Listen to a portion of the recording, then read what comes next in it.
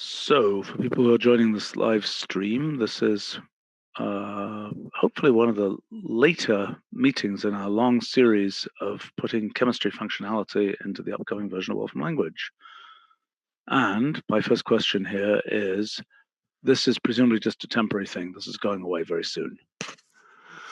Right. So I wanted to ask about that in the second major point there, whether everything should be moved into system or only some of the functions should be moved into system. Because it's a broad project. It's got a lot. I don't see why we shouldn't move these in. I mean, we've reviewed every one of these, haven't we? Some we might want to keep for experimental for version. Oh yeah. No. We can have as much as you want experimental. Yeah. But they should be in the system. Was not literally system backtick. I'm sorry? Just to make sure that there's no misunderstanding between system and system backtick. No, I mean these should be in system backtick. I don't see any reason not to put them there. Some of them might be experimental there, right? Okay, yeah, that definitely makes it easier to keep track of things on my end. Fine, but there's nothing in this list that we haven't. Well, I haven't molecule equal and molecule nearest and things. We haven't talked about those, have we? We talked about molecule nearest, but not molecule equal. Right. So we were calling it same chemical Q previously. It's one of the things I wanted to touch on with this. Okay, fine. All right, shall I start at the top? Yeah. Okay. Right. So I couldn't fully articulate the reason why I need a molecule Q at the last meeting. Essentially, I mean, I just need something. I don't understand. Is NaCl molecule Q or not? Yes.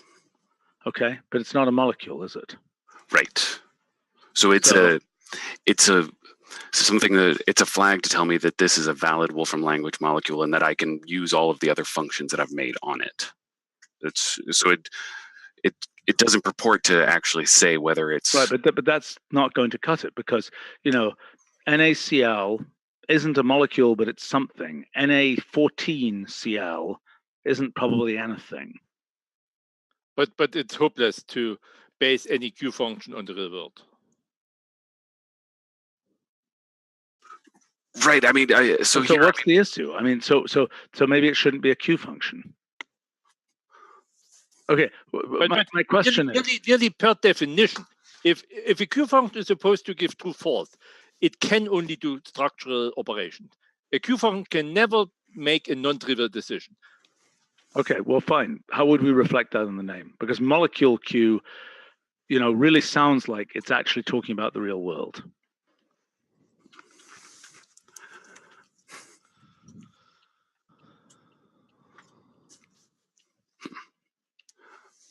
So, yeah, I don't know. I mean, I feel like it's like mesh region Q or graph Q. It reflects the name of it's.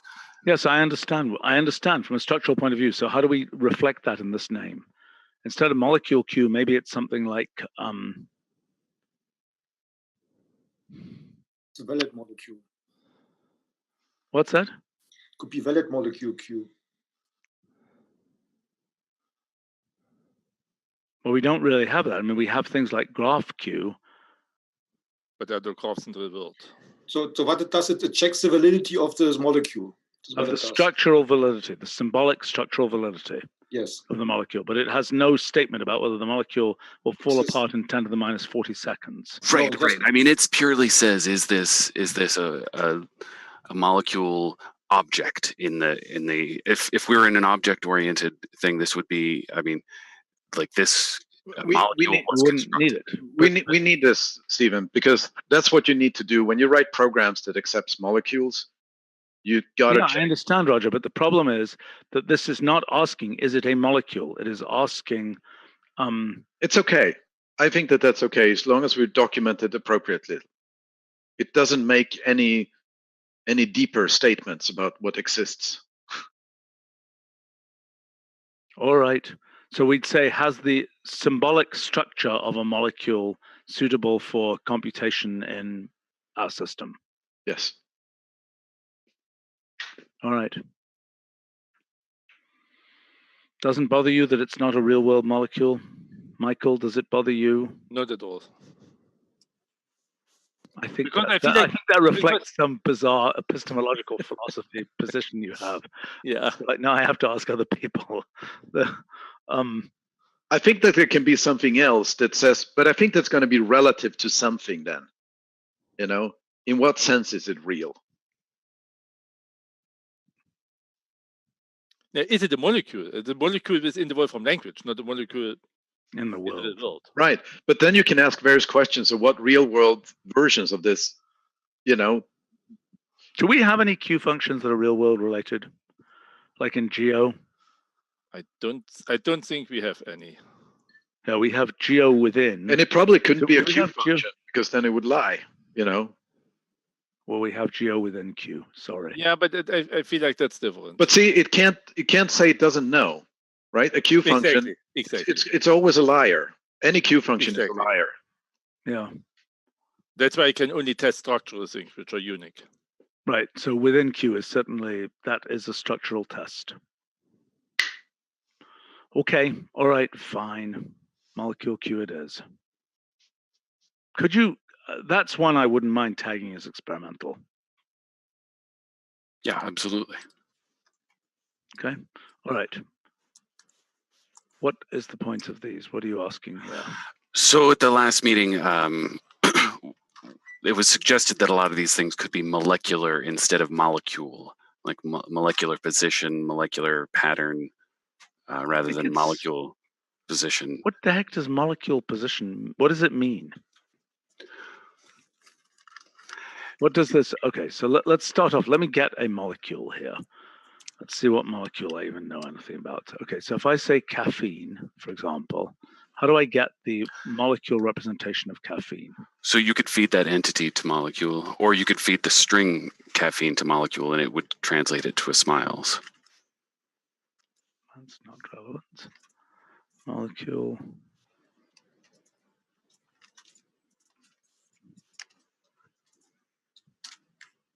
Could whoever's making background noise, please stop. I need to go figure out who that is. Okay. All right. So now, and so now if I wanted to get, how do I get the, so if I say molecule plot of this, I get that, which is nice. And now if I say molecule plot 3D, I'm sort of warming up for what you're asking. Okay, so then I do that. Okay, great, dandy. By the way, why is the bounding sphere still got this weird, why has it still got this weird extra space around it? It's got it because there's a virtual box, right? But the box isn't there, so it shouldn't have it. It was suggested that I investigate spherical region goes to true, but I have not done that yet. We should not do this. Spherical region to true won't work. But the problem is the but box it's a general thing, nothing special here. You Okay. brought the same thing up with anatomy plot. I feel like that's the issue of graphics 3D, not related to any. Okay, so can you guys communicate that to Brett, please? Yeah. See what he has to say about it. Is it for Brett or is it for Yutsu? I think it's more for you, Sue. It's for Yutsu, and we talked about this last time here. Okay, We brought fine. this up, and we say, you know, in this case, we can compute a bounding region that's the minimal volume bounding sphere. Okay. Okay, and that would be tied to the content. Oh, yeah, all right, fine. So we've already addressed this. Okay, so now you are trying to talk about molecule value. But I don't know who it landed with, so I'm a little bit. That's why we should have a project manager here. But anyway, whatever. Well, let's find out who it landed with, please. Yes, I will check. Okay, how about you feed that to you? Ask Sushma what project manager this should go to. Yes, I sent an email to Alexi. Why don't you? Okay, why don't you tell me the answer? Yes, Okay. I will relay that to the project managers. Okay, but no. Tell me who is supposed to be dealing with this when you hear back from Lexi or whoever. Okay. Okay. Now, what is molecule value supposed to do? So molecule value is the equivalent of entity value is what I try and make it. So Okay, you so could, what's an example? So if I say molecular mass, for example. Yep. But now if I simply say %3 molecular mass, that should work as well. correct. So why isn't it? I see. So it is. Well, I kind of agree that molecule value is okay. What is molecule position? So if you want the index of all the carbon atoms in %3, molecule position %3, and then just the string C should work. Why are they in sublists? Because the pattern, that's the second argument, could be disconnected structures, and it could be a 3. So the substructure pattern that you give there could be more than one atom. It could be a bond, a underscore double bond. Let me see that. So you say double bond. But whoever's typing in our ears, please don't do that. So you should be able to say double bond. Why didn't that work? Because I didn't set that one up. If you put a comma between those, it will work. Okay, but that should work. Okay, so what does that mean? That each pair of those matches. So that's a different return structure than position gives. Right, position would give, those would be part numbers, and those would be giving the sub parts, so to speak. Right? Yes. Okay, so that is not great that this gives something different. So let's talk about that for a minute. What can we do with this? So if I wanted to get a subpart, can I say molecule part? Is there a, how do I get out one of those subparts? Molecule extract.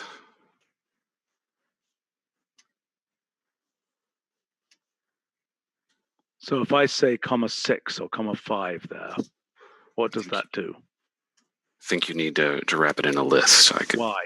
That's wrong. Yeah. And that didn't work either. Okay. So what is the range of things? So for instance, in graph, we have the concept of index, which are just integers. So let's take a look at that for a graph. Okay, so let's say Subgraph, for instance. Yeah, right. What's a nice graph to look at? I don't know, complete graph 5.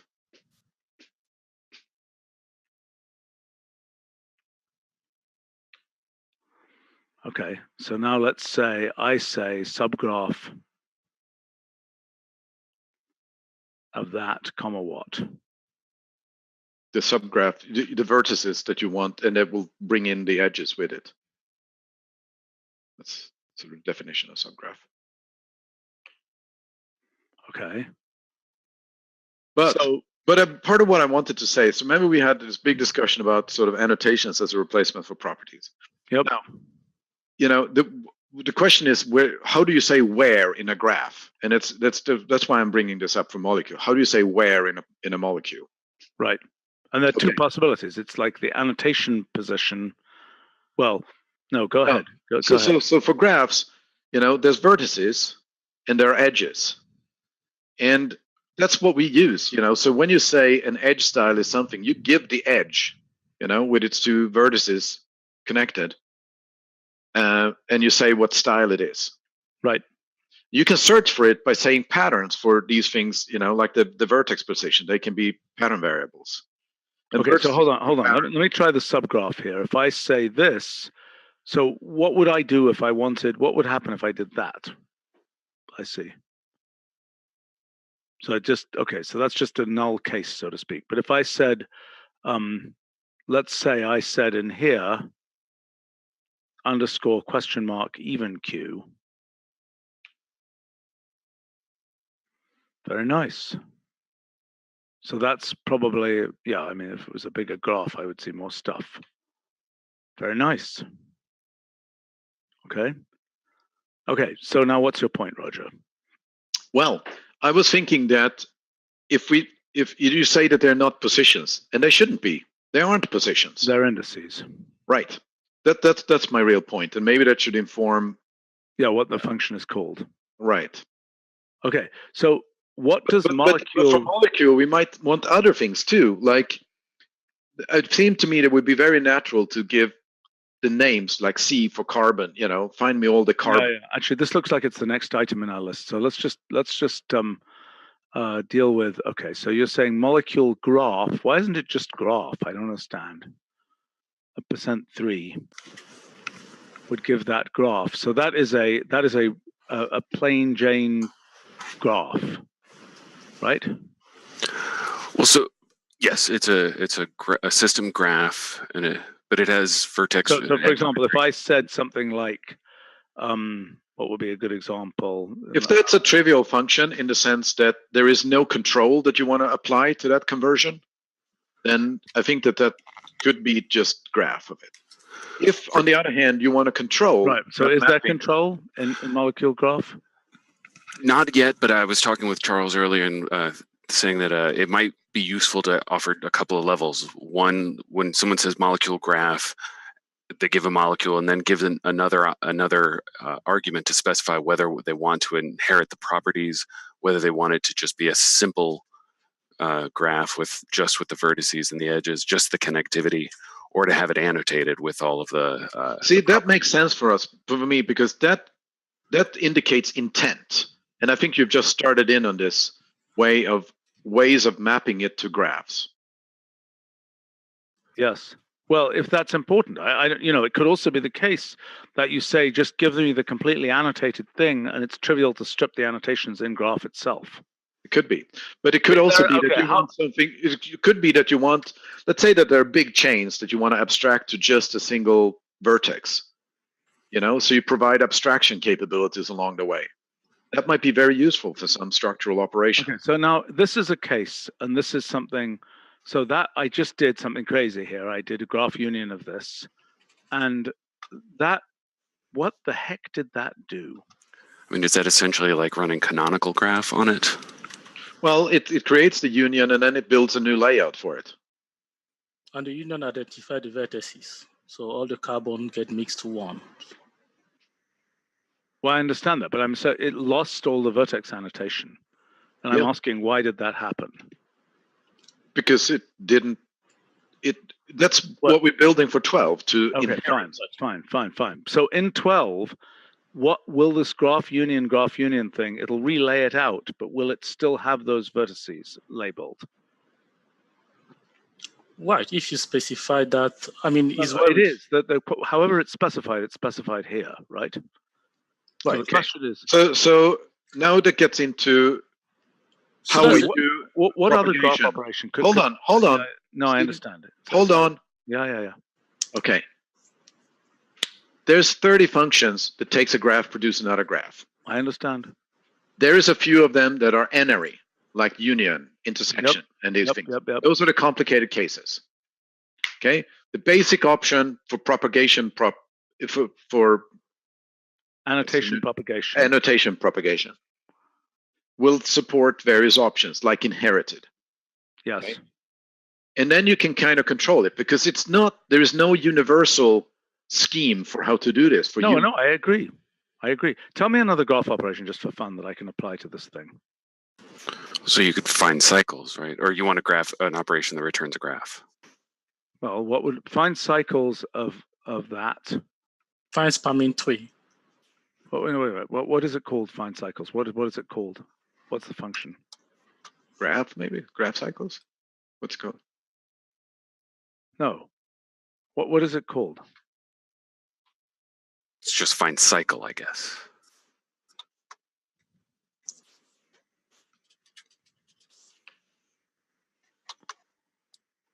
Okay, why is this in a sublist? Oh, because that's one cycle? That can't be one cycle.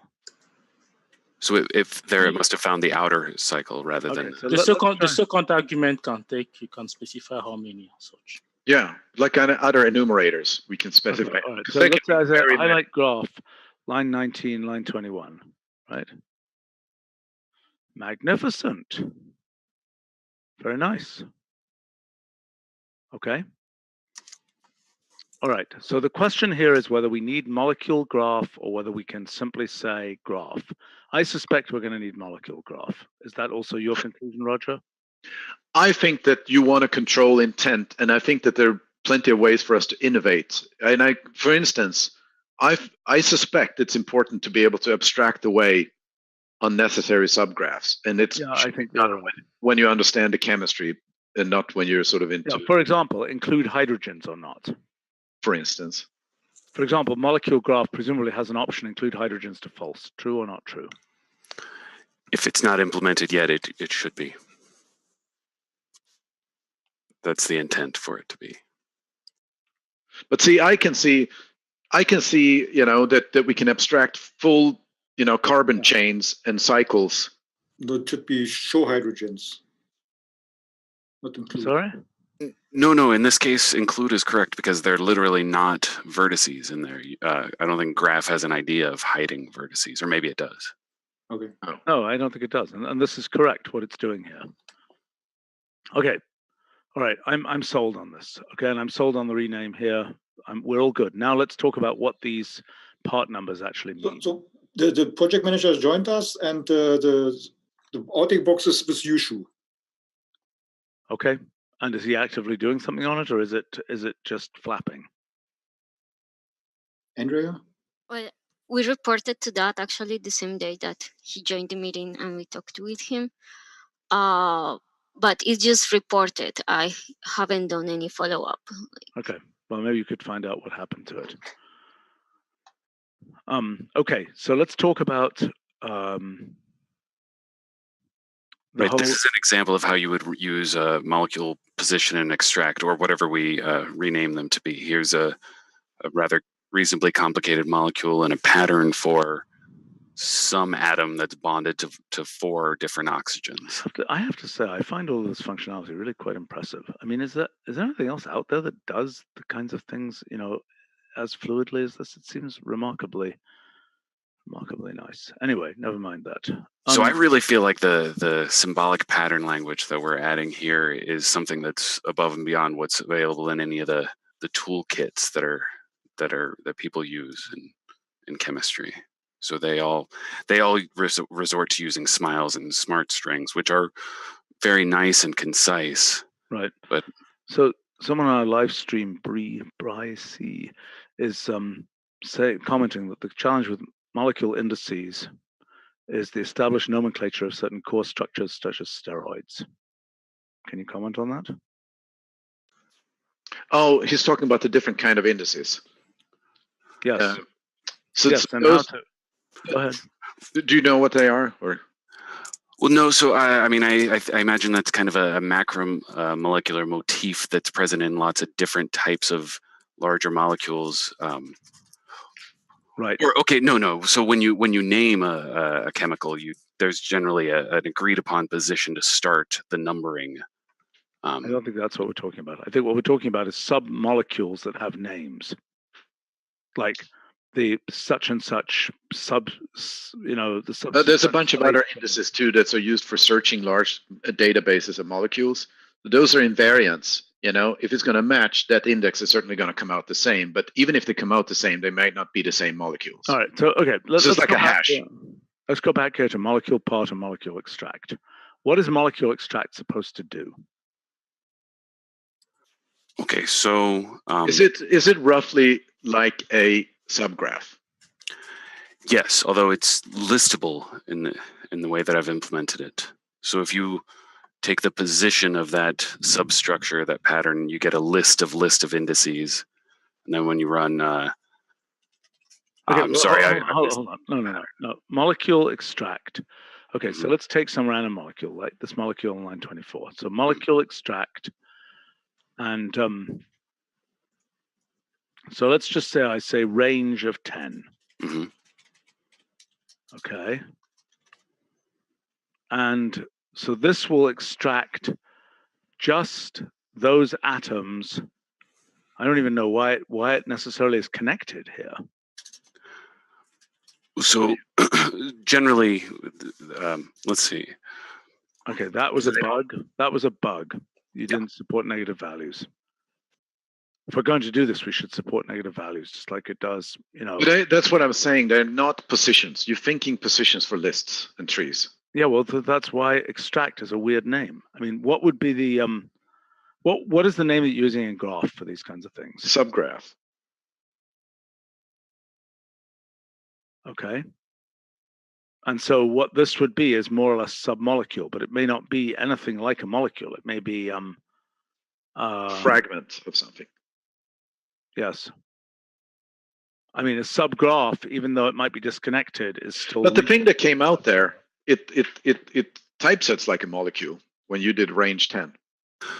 I know. Right, and even if they were Kind of disconnected, it phases. still would, because the Wolfram Language molecule allows disconnected structures as opposed to the technical, like IUPAC definition of a molecule.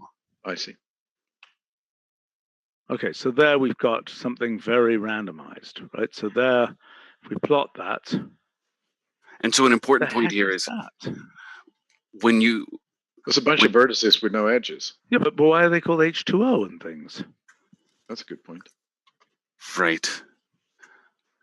So what's going on is the implicit hydrogens. When you disconnect an oxygen and you just have it floating there, we add 2 hydrogens onto it. And I've got a plotting bug where I plot the implicit hydrogens different than the ones that are actually vertices of the graph. Okay. But I will fix that. But yeah, so that's a point I wanted to make, is when you extract a part of a molecule using this function, which I've called molecule extract, I want to return to you a valid molecule. And so I will add hydrogens to fill valencies. I think in the future we will have something we call a molecule fragment, which is allowed to have dangling hairs. Let me, okay, that we're going to need that. We're probably also going to need graph fragment one day. Comments from the graph theory people? No. How do you deal with hairs? The graph supports it directly. You know, you can't have an edge without vertices. That doesn't exist. Well, but if you're doing graph replacement, you often want an edge without vertices, without a vertex at one end, because that's the whole point. But there's something else there. There's kind of like a pattern or something. I mean, well, no, I'm saying that, yes, you could think of it as a blank there, or you can think of it as a hair, which is, you know, a tentacle. Fine. We'll cross that border when we come to it. Well, but my point is, the definition of graphs doesn't allow for dangling edges. It can certainly have isolated vertices, but graph cannot. I understand that. I understand. That's why I'm saying, just like Jason is talking about a molecule fragment, I'm saying, you know, maybe there's a meaningful graph fragment, which is this thing with hairs. Yes, right, with dangling but then that would be sort of in application as sort of graph patterns and graph replacement. That seems to me the only place that we've heard of it. Yes, I agree. That's the only place I've heard of it. So then it doesn't sound general. It sounds that specific. Well, but I think it's the same thing we're talking about with molecules. It's the same application with molecules.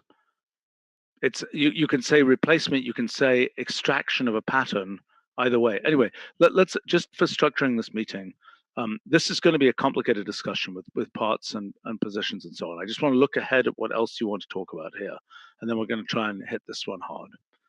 Okay? Yeah. So this is just the syntax for molecule value. So it was we've touched on this a couple of times, like what the proper syntax would be for getting the formal charge of the first 3 atoms of a molecule. Well, that's the same thing, what we keep on talking about. I mean, if we had a way of representing the first 3 atoms, then, right? So this is, why aren't you extracting the first 3 atoms? And then I see. What you want to do here, in this case, right? You want a representation of a symbolic representation of this molecule. It's like a mask on the molecule. Am I making sense? That you only want to consider the first 3 atoms, but you want the structure of that molecule to be as it is, but you only want to consider the first 3 atoms. Right. So right? So that's like masking in images, for instance.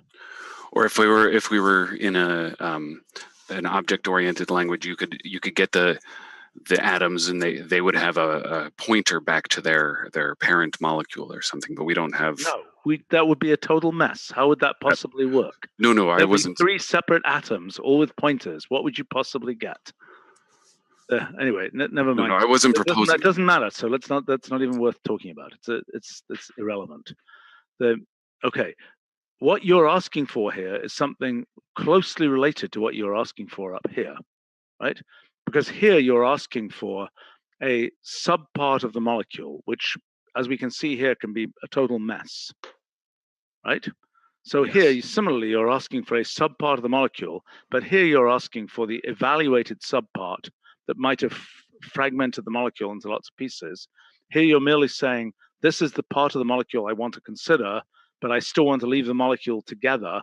But for this property, I want to look only at that part of the molecule. Is that right? Yes.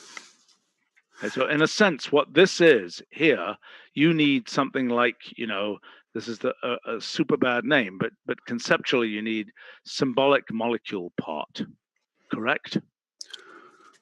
Right, and so it would have the molecule and the indices. That's correct, but the way you're doing the index extraction is different from the way you've done, the index extraction elsewhere. So that's not going to fly. Okay, so but that's what you conceptually need there.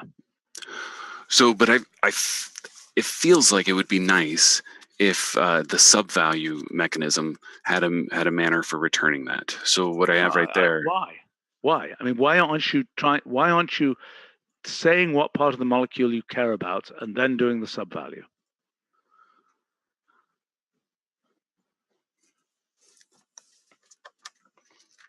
Let's see. Okay, so then meanwhile you've got this. So what the heck is this? So that's yet another way, but well, let's look at it. I think all the things you're asking for are connected, okay? I don't think these are separate things that you're asking for. And I personally think that molecule extract thing is a total mess. But could you please, somebody, stop typing and just go on mute to do that, please.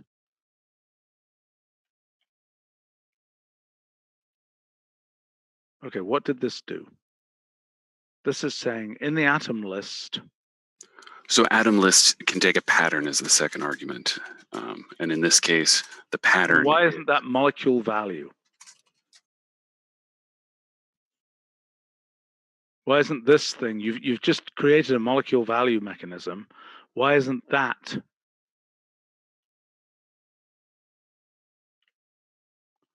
What the heck is this going to do?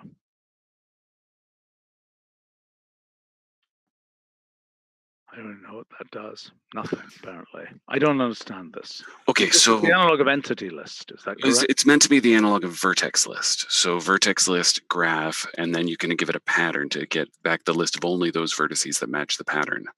And so that's where it was up until you see the rule. And then at that point, it felt like it would be convenient to add some syntactic sugars so that when they do the rule to properties, I go ahead and call molecule value and give back only the ones. So yeah, I get it. I understand what you're doing. Right, I understand. It doesn't seem terrible, but let me just get a sense of where we're going here. Okay. So here, so all of these things aren't top level functions at the moment. I want to have functions bond angle, bond length, but I imagine it's going to require some discussion with Roger's group about, because that's going to have some overlap with geometry. I don't understand what bond angle is. Bond angle, you give it a molecule and a couple of atoms. Is that correct? 3, yeah. 3 atoms, okay. So for example, bond length, is it available here, or do I have to go to the sub? Yeah, it's in that context. So chemistry backtick molecule. Cool. So is that going to work? No, you have to. It's a fully buried context. Chemistry backtick, molecule geometry backtick. I think that will work, won't it? Well, whatever. I'll put the chemistry in there for good measure. Okay. So then line 24, and then, for example, what happens if I just pick 1, 2, 3? Because you're asking for the length at that point. Oh, length, sorry. Well, why? I mean, what if those aren't adjacent? Right. So at that point, it will just silently give it to you and not complain. Bob actually wouldn't mind it. I can represent Bob on this matter. He wouldn't mind it if it did complain that they aren't bonded because it says bond length. Yeah, I don't think that's right. I mean, I think it's molecule distance maybe. What is molecule distance matrix? Is that the distance matrices of how far apart different atoms are? Yeah. So why isn't this bond length called molecule distance? And then it just tells you the distance between two atoms. And if they're not bonded, then tough luck. Well, because every chemist knows the phrase bond length, it's something that gets thrown around quite a bit. And so the problem that you have here is in molecule value, you don't have a mechanism to give subsidiary parameters to the property you're asking for, which you need if you're going to do something like bond length, right? No, so you can give you can give attributes like in entity value. You can give property qualifiers. I think that's what we call them. So I can set bond angle up as a molecule value, and the further arguments are then fed into this buried function. Oh my God, what's this? Right, so modify molecule is the top level function. These are the sub functions that it calls. They're strings, values. So you modify say, molecule. Right, say modify molecule, mol, and then type a string.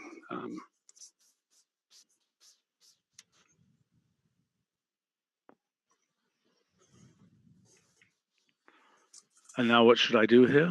Just start typing a string, and it should tell you.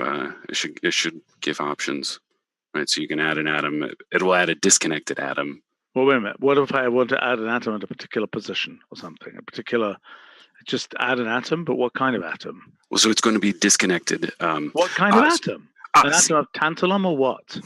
So you could put it. You could put any atom specification there. You could put atom C, or you could wait, where? So if I just say add atom, what did that just do? It's an unnamed atom, presumably. No, that was the null op. I'm sorry, what are you talking about? It added nothing. So it's the same as if you put an empty list as the third argument. But here, if you put a list of C, C, C, or just an atom C, it should add a... so it's adding multiple atoms? Yeah. No. So that's not a valid atom, but you could give it a list of valid atoms and it would add them all. Okay. Okay, so if I now say molecule plot of this, you'll have one disconnected methane, essentially.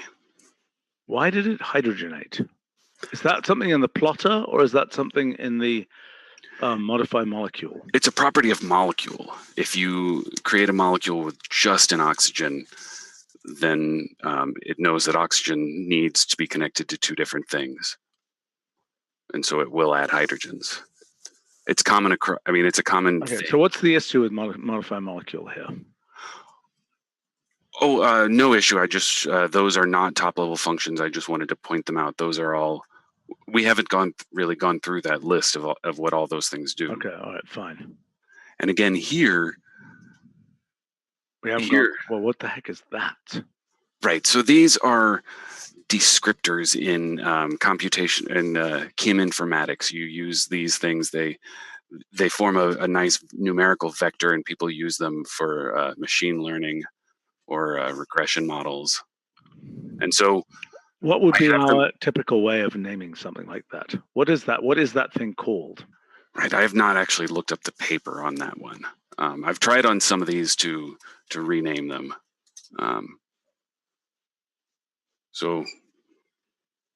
Okay, so why isn't this part of a net encoder for molecules, if that's what it is? No, that's definitely in the works. Okay.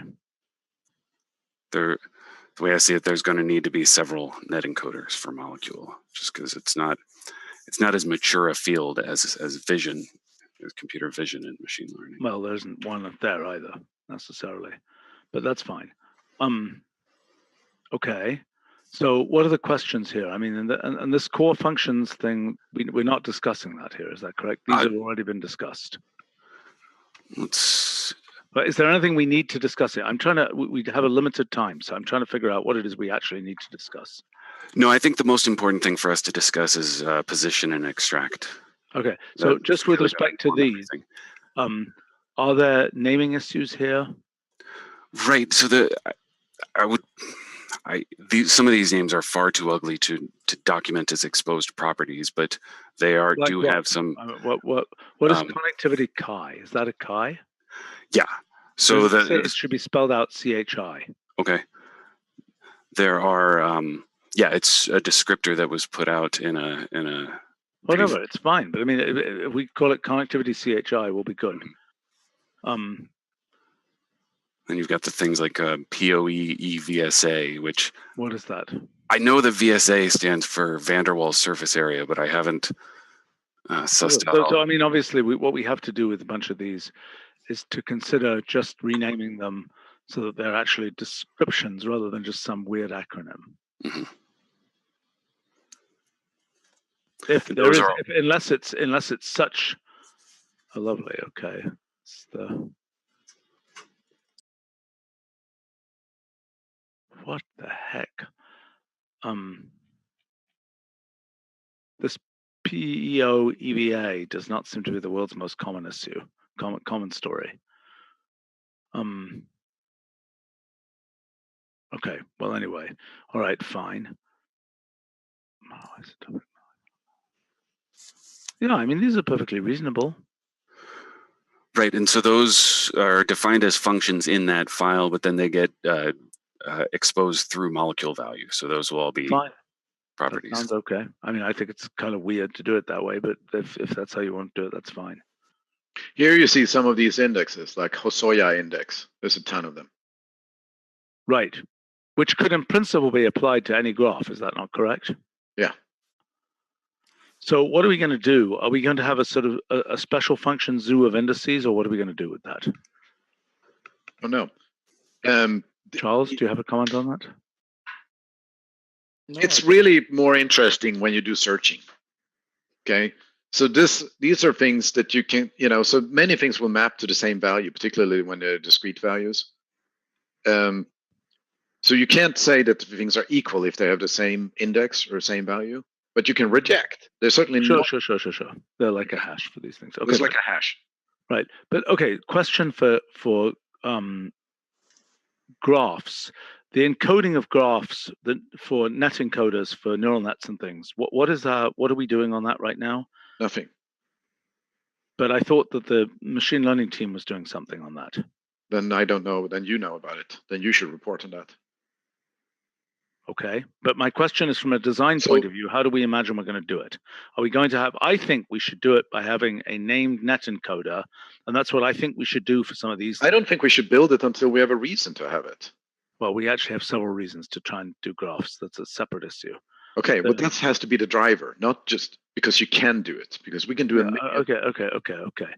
Okay, so I'm talking about the design of these things, right? So the question is, does it happen? Do you get this to work, or is this I think that this should at least be documented as a net encoder for chemicals, right?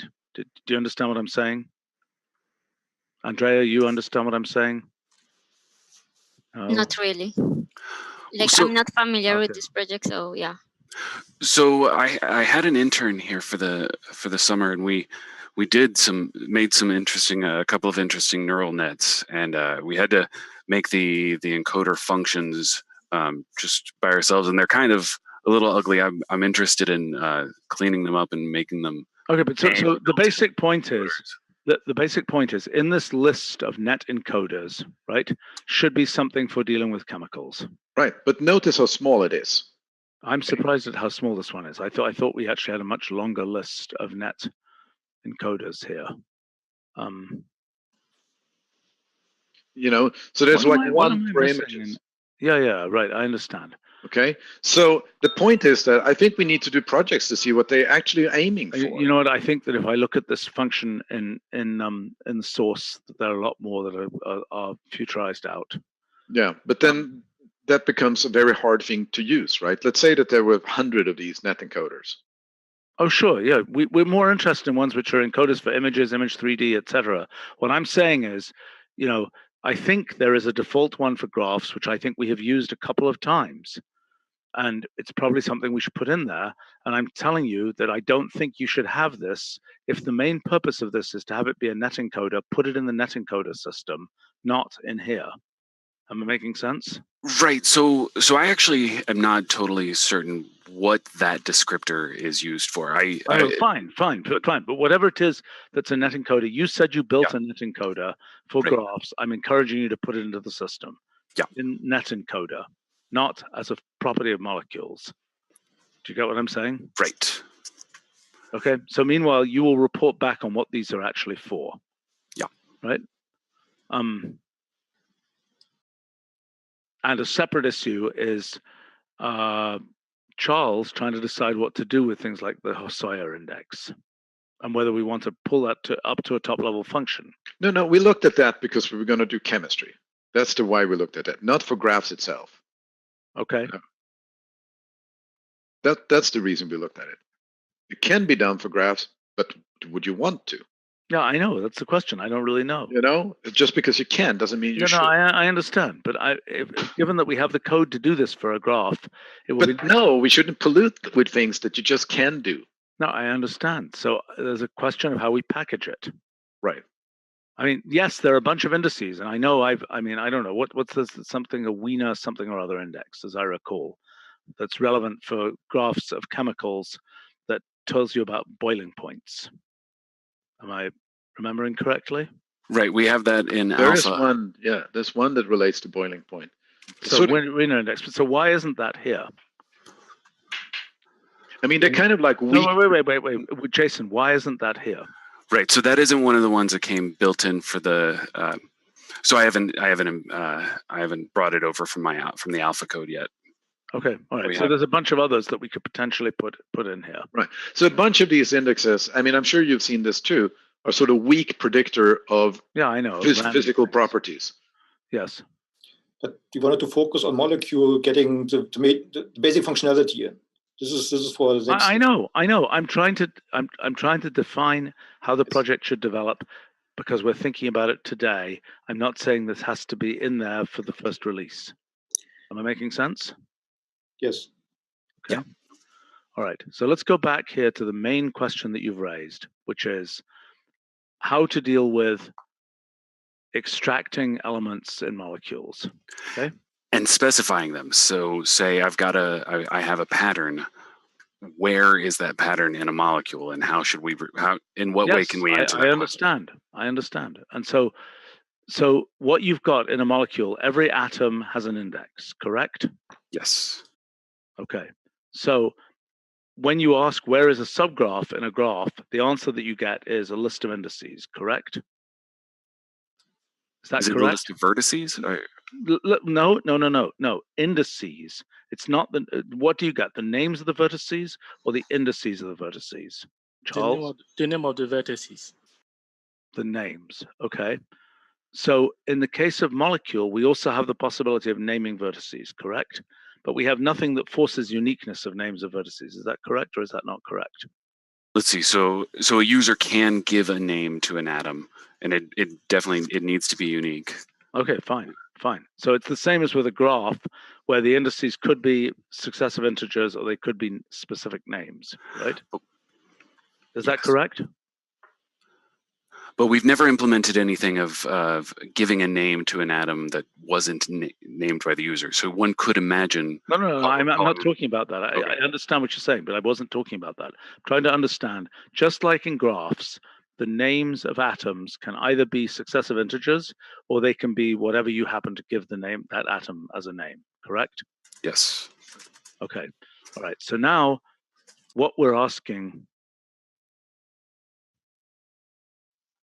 But there's a canonical structure. I assume it's the same in molecule because it's built so close on graph. Is that there's a canonical index set behind it always. Whatever you give it, if you call them foo, bar, gnu, there's still index 1, 2, 3 behind it. Yes. Okay, that's true too. But well, I don't actually. Yeah. Okay. Fine. You can say that. But I mean, you could say 1, 2, 3 foo bar, and then you're saying foo is implicitly index 4. Is that correct? Yes. Okay, fine.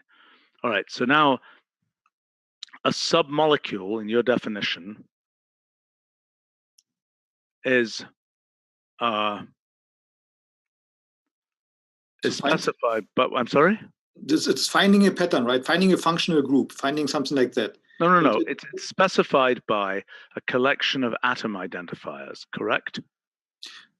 Yes. Or how they are connected to each other. No, it's not specified by that. Let's be clear. Is it or is it not specified by a collection of atom identifiers? No, it cannot Okay. be. Jason? Wait, I mean, that's how I think of it. I mean, so that like that SO4 group there is specified by that that molecule and the 5 indices that make it up. Right. So for a subgraph, the way you're specifying a subgraph in graphs, the sole way to specify a subgraph is by a list of indices, correct? Charles, is that correct? Or the list of edges, because it induces the graph structure. I think for molecule pattern, there is more the subgraph they use to actually describe the pattern you are looking for. Sorry, I didn't understand that. So in the case of subgraphs, you're saying that you can give edges, Stephen, with patterns. You can say that are of the form, 2 arrow 3 and things. Yes. Like that, right? Right. Yes. Okay. And you can say which type of vertices you have, right? Yes. So you have a double bond for graph. No, wait. In a graph, what do you mean by you can give the type of vertices? Well, I was thinking patterns to identify, let's say that you've used your own naming convention, then you want to. Right. And the names are expressions, and the expressions can be matched with patterns. Is that what exactly? Okay. Fine. Okay. So. But my point was that for molecule there, if you look at the molecule pattern, it's more roughly a subgraph, which it really is identifications. So.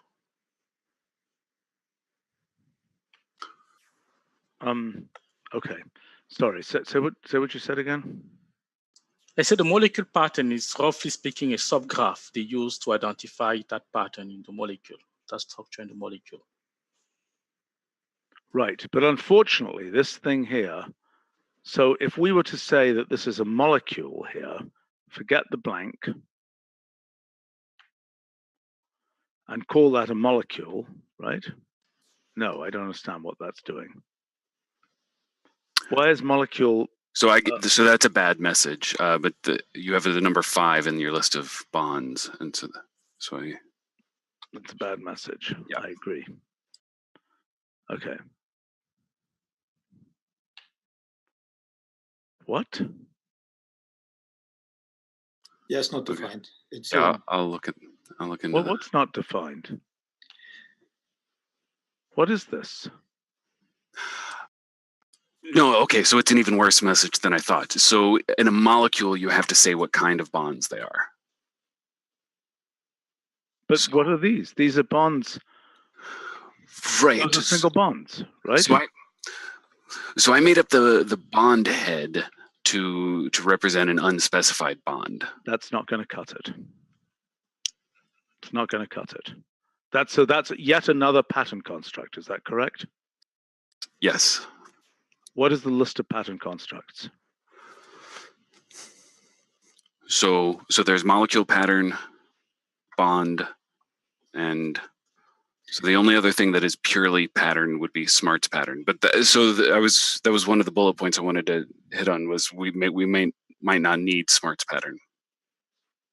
So in this case, molecule pattern could be either you construct something with the parts, or you can give it something like a smarts pattern, so more like a generic one. That's why we wanted to bundle this all together into molecule pattern. This just doesn't make any sense to me. So there are different ways to classify that. These what you want to extract. Look, okay. So you can have an atom that's a pattern. You can have a bond whose characteristics are a pattern. Is that true? What other things can you patternize? No, that's all. No, Are you sure? But the other thing I we don't could, think so. the molecule pattern would also support a string, a smarts string. Right, No, but that's I mean, not what I'm talking about. I'm talking about if you're trying to match a subgraph, what things in the subgraph can be patternified? So it could be bond, it could be single bond, it could be double bond, it could be triple bond, it could be aromatic bond. All the different bonds should be supported. I understand that, but I'm asking what things.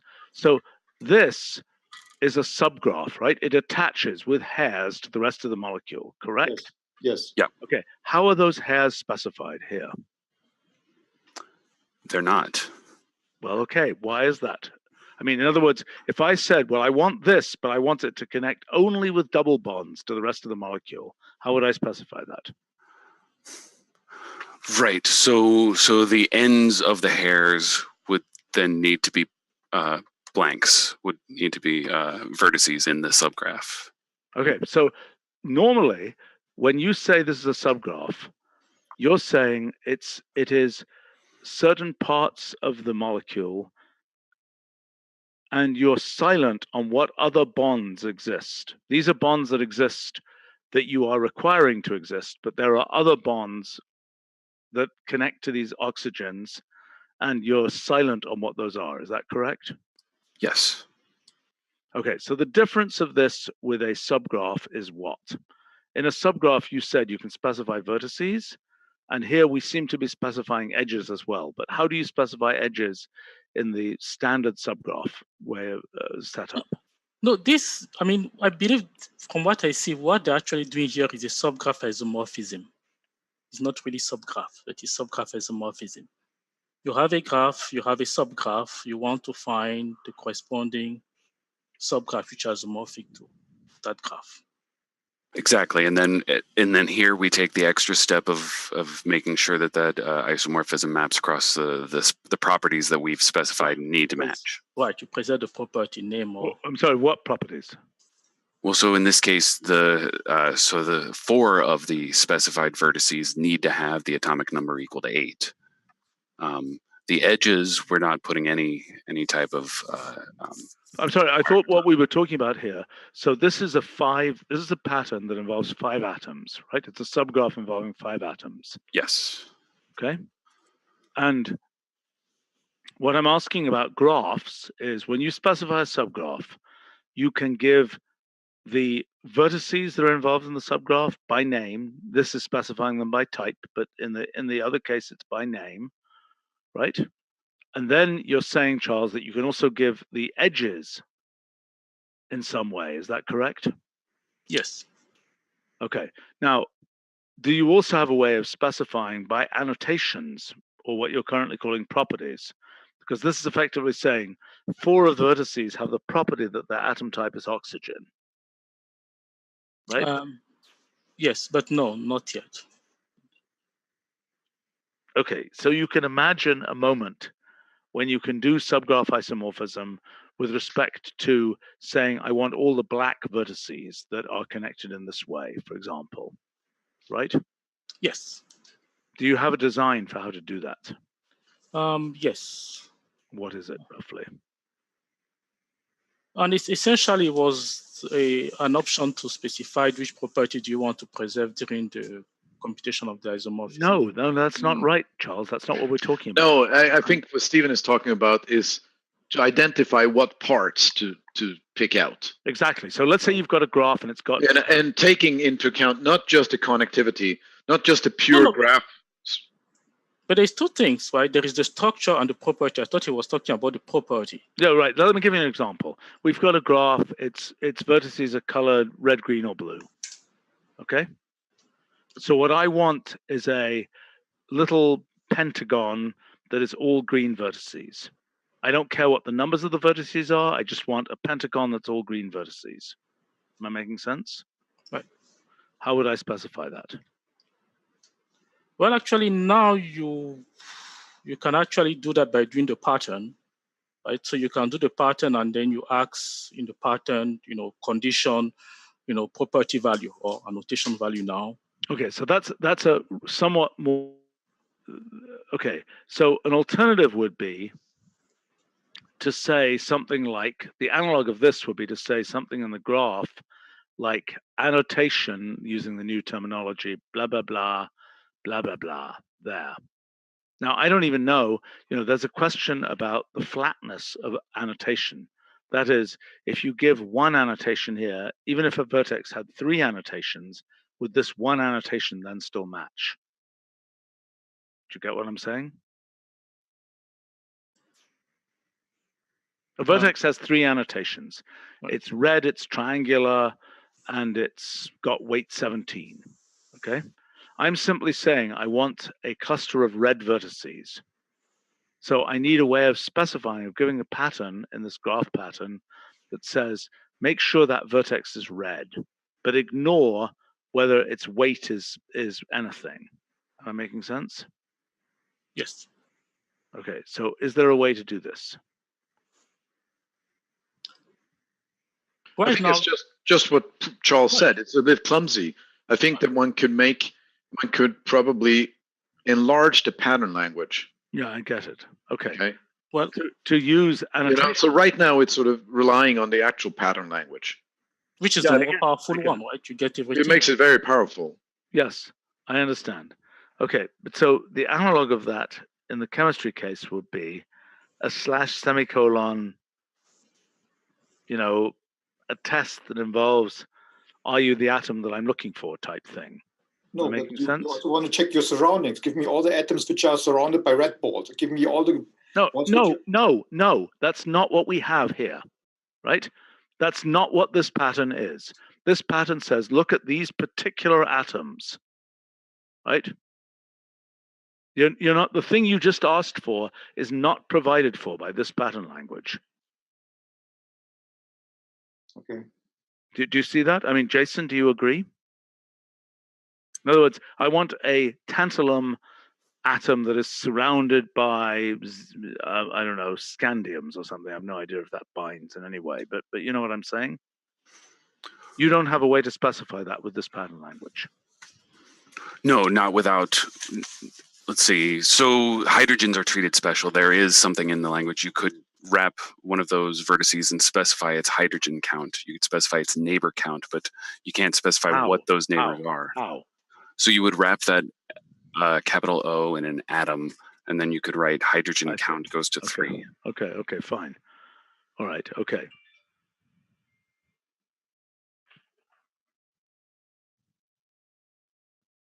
To be more specific, the tantalums would have to be part of the pattern. Okay, so let's go back again to what we're talking about. We've got this way of specifying essentially a submolecule here, okay? Just like we have a way of specifying a subgraph, but neither is really as expressive as it should be. Because in the case of the subgraph, well, this question about what's around me is not specifiable in the subgraph case either, is it? In other words, it is, but it's clumsy. Okay, I understand. But so, okay, so the two issues there, one is what are my annotations, and the other is what is my context. Is that right? And in terms of the what is my context, the problem with the subgraph specification right now is, and it's the same problem as with these hairs and graph fragments and so on, is the vertex in or out when you say, extract? Is the vertex, is it coming with the subgraph, or is it merely for context? Yeah. Right? Okay. So let's go back again to what we're talking about here. Okay. So what you want, so first point is this molecule pattern mechanism, right? So you're referencing, so you might want to reference things by their index,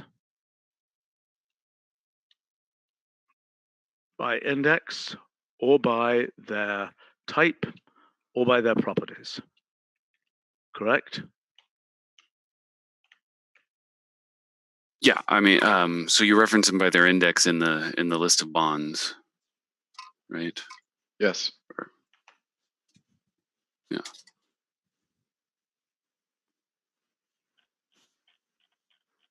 Where am I storing this? Because I'm about to make notes which I don't want to get lost. Have we been storing these in a particular place? No, you used to send us these. Yeah, last time you specifically said, I'll email you this, but I'm not keeping it. So that worked. No, Jason keeps it. Jason keeps it. So Jason has a record of the meetings we have.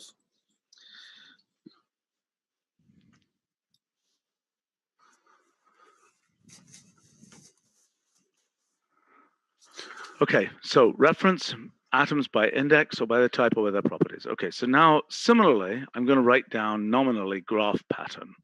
Okay, and here we reference. Okay, atoms. Okay, so we reference vertices by index, actually, or their name here, index/name, index or name, or potentially, or by their annotations, right? Is that right? Yes. Yes. Okay.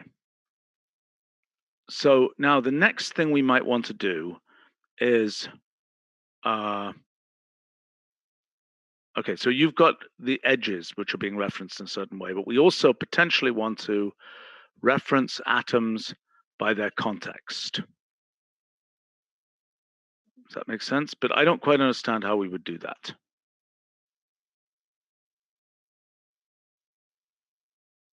Do you get what I'm saying? It's a little bit the same as if we had in our pattern language, it would match something, but we give context. Well, actually, we do that right now, because what we can do in our pattern language is we say X colon, let's say we do this. We could say, give me, something like this, right? Where the thing matches that whole structure, but I'm just returning the X thing. Yeah, like in cases. For example, yes. Right. So that is something that I could do for molecule. I mean, it would be, I could code that up. I know how it could be done. Okay. Okay. So fine. So this is the way that and the same thing could be done for a graph in principle. Right? So in a sense, when you say subgraph, right now you're saying, if I'm understanding correctly, you are giving. Well, the thing is that it's guaranteed to return a graph. A subgraph returns a graph. So I think it needs to be something. There's no when you extract. I mean, what is it? Well, I'm not sure what you're extracting here, because what we're saying here. A subgraph is a graph. So no, I get it. But I mean, the point here. Okay, let's keep going here. So now you're talking about the bonds, the edges, right? Okay, so you reference atom, you reference edges, well, basically bonds here, by their vertices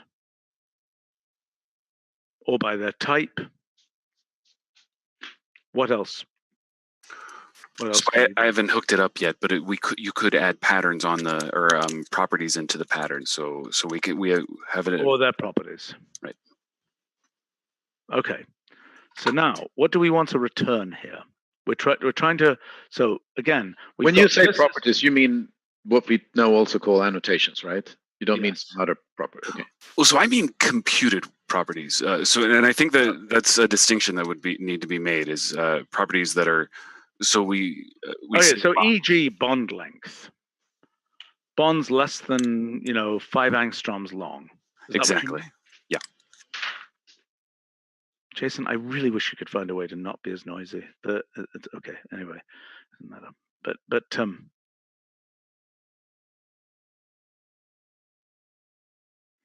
okay. So this is very different. So in the case of graphs, again, you can reference edges by their vertices. Is that correct? Is that correct? Yes. Yes. Yes, but I mean, we have an edge object, right? So you use edge in patterns in those. I see. So you say edge. No, we don't have an edge. Well, directed edge and undirected edge. Undirected edge.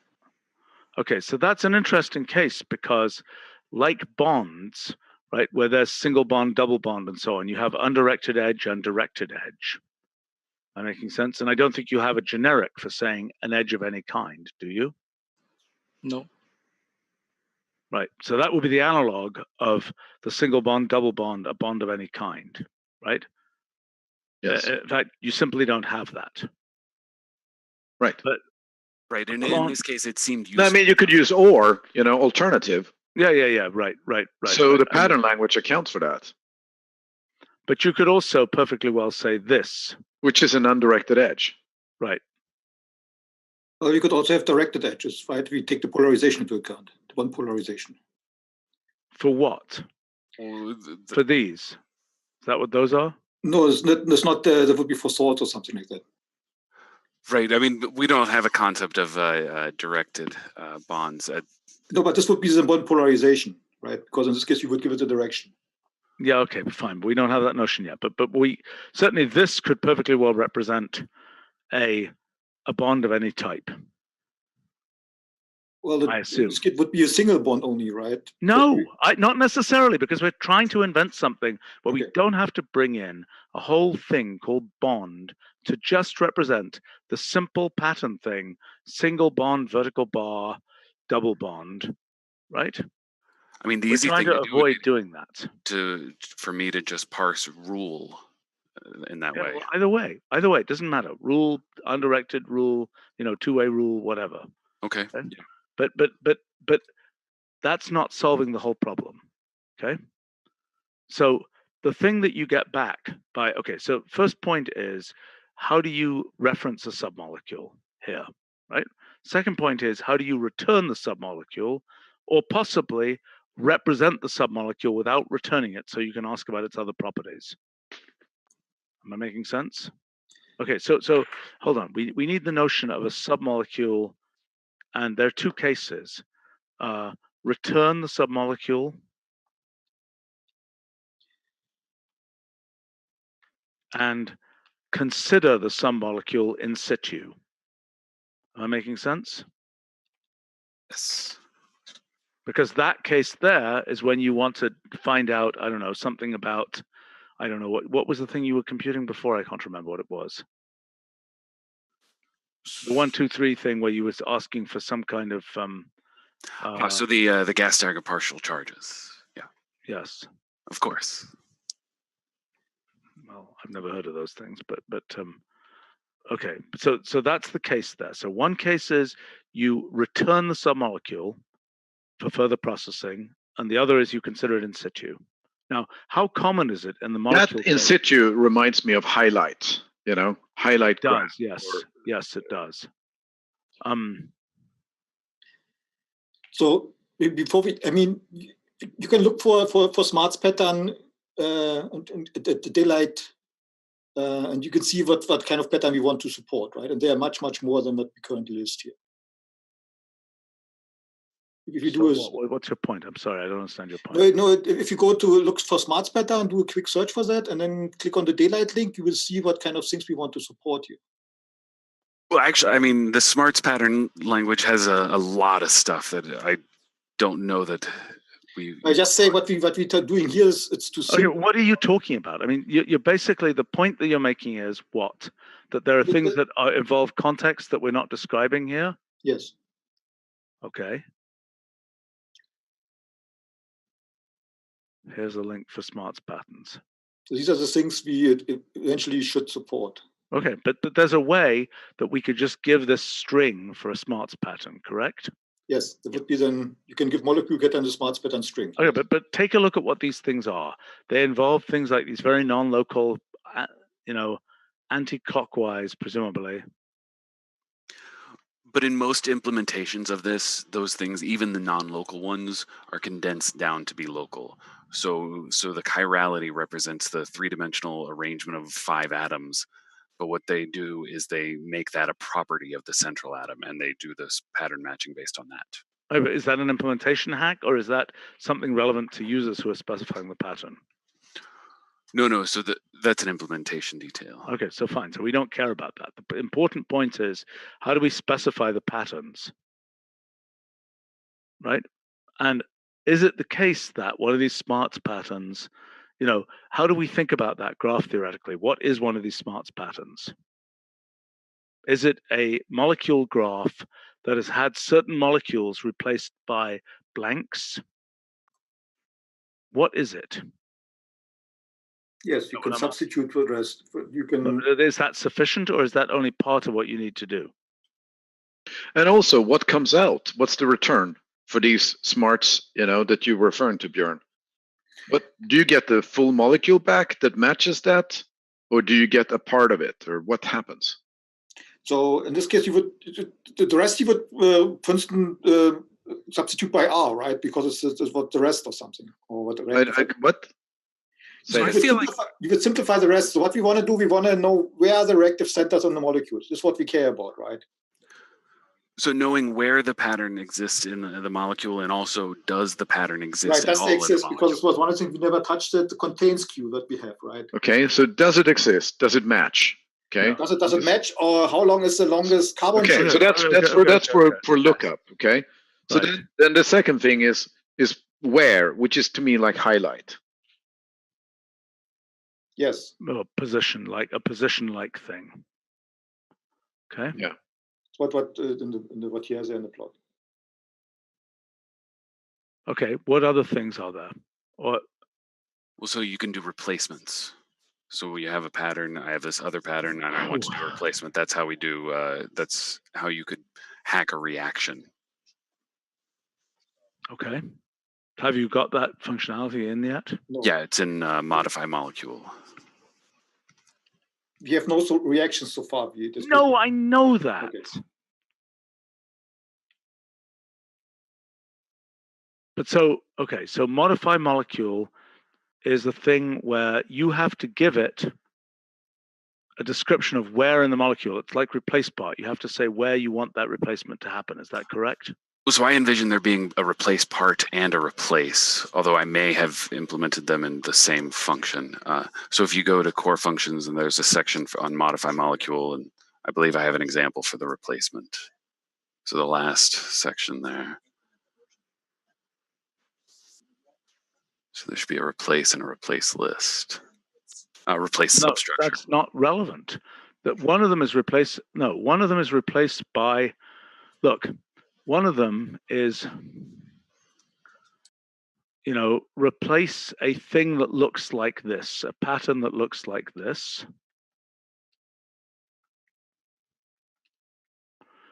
And this is replace these identified parts. Correct? Yes. Now, notice that in replace part, each identified part is independently replaced by something. Do you get what I'm saying? So unlike in replace part, this replaces all the parts together. Yeah. See what I'm saying? Yes. Okay, so let's loop back again to the question. When you are specifying a piece of a molecule, the way you're doing that right now is by giving these lists of atom indices, correct? Yes. Okay, what if what I had said in the molecule position was I want bonds from here to there? What would you give as the result? Would you give the atoms that are at the ends of those bonds, or what would you give?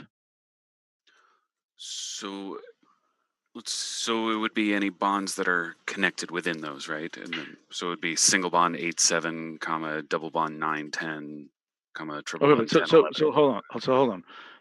So you would not be giving. So this is a naked list of indices. So you will be giving a quite different structure, which is a structure that involves bonds, correct? Yeah. Because the analog of that will be a list of atoms here. And I've implemented those in bond list and atom list.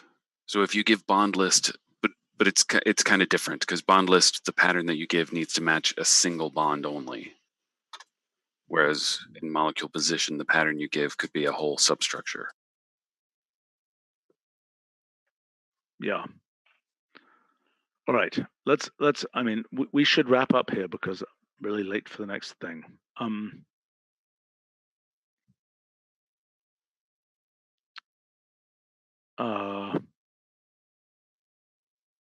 Well, we obviously got to come back around on this.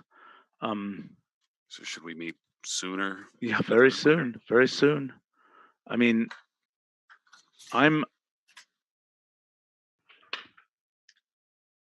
We will have something for sure for the tech conference. So that's that has nothing to do with this. That has nothing to do with this. What we care about is the freeze date. So we have this, and we have some other things which we have to talk about. What else? I thought this was an agenda. I thought, did we not have a complete agenda here? No, the other thing which we have to be, how do we convert one into the other? How do we convert molecule, small strings into molecule? How do we convert? I mean, yeah, I was thinking that what is that? chemical identify that we came up with on the email thread. But I was thinking we could wait until after we've. Yes. And we didn't talk about even the maximum common substructure, which is also a very common thing functionality chemists want. So I think that we covered that pretty reasonably last time. I mean, it's a small function. No, but we didn't like the title, right? The question was, do we want to have molecule intersection or something like that? Because the maximum common substructure is it's very mouthy for Wolfram language. Well, it's not the right thing if it's only about molecules. It's only about molecules. Well, I'm sorry. Okay. So then why don't we have something?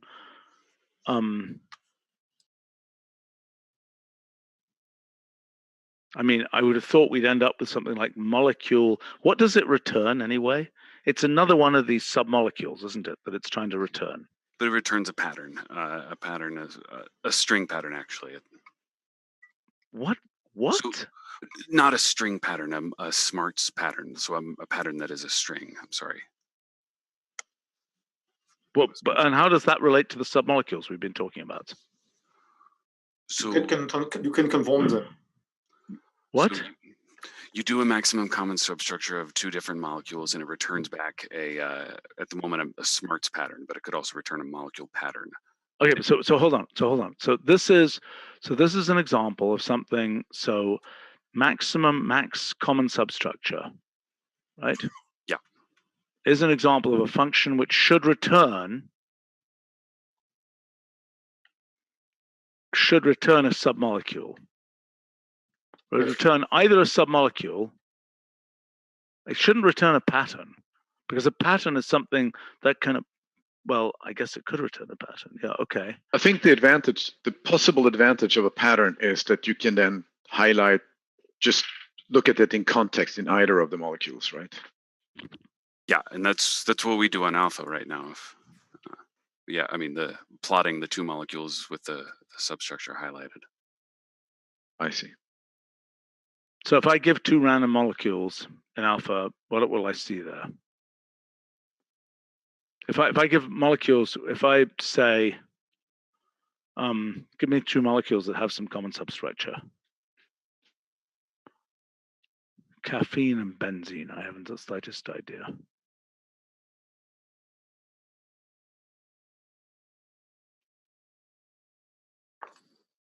What is it taking all that time for? What is it doing?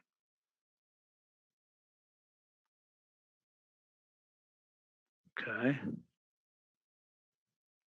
There's none. Okay, well, give me an example which has one. Oh, common substructure diagram. Maximum common substructure, there you go.